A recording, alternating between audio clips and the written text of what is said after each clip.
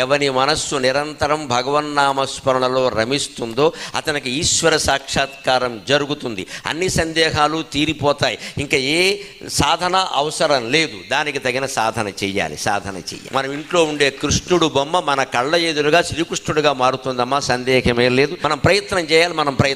మనం ఈ విగ్రహాన్ని ఇక్కడ మట్టి కొట్టుకుపోతుంటే దానికి దండ బారేసి ద్వారకలో బేటి ద్వారక ఉంది, అక్కడికి వెళ్ళి నీ ఇంట్లో ఉన్న కృష్ణుడిని వదిలేసి అక్కడికి వెళ్ళి మనం ఏం చేస్తామంటే అక్కడ ఏమిటి కుచేలుడు కృష్ణుడికి అటుకులు పెట్టేట, అందుకని అందరి దగ్గర బియ్యం జల్లిస్తున్నాం. ఈ పిచ్చిలో మనం తిరిగేసి నేను బేటి ద్వారాకి వెళ్ళా, బియ్యం చెల్లాని అదొక కబులు చెబుతావు. కానీ ఇక్కడ ఇంట్లో ఉన్న కృష్ణ పరమాత్మ దగ్గర కూర్చుని 5 నిమిషాలు మాట్లాడావా, 5 నిమిషాలు మాట్లాడకుండా ఆయన్ని చూసావా, నీకు కనిపించని భగవంతుడు కూడా నీ ఇంట్లో విగ్రహం మానవ రూపంగా మారి నిన్ను అనుగ్రహించాలి అంటే పట్టు వదలని తీవ్రత. నా తల్లి కనిపించింది, నా తండ్రి కనిపిస్తున్నాడు, నా భార్య కనపడింది, నా భర్త కనపడుతున్నాడు, దేవుడు ఎందుకు కనపడు నాకు, అంత తీవ్ర ప్రయత్నం చేయాలమ్మా, అప్పుడు ఖచ్చితంగా జరుగుతుంది.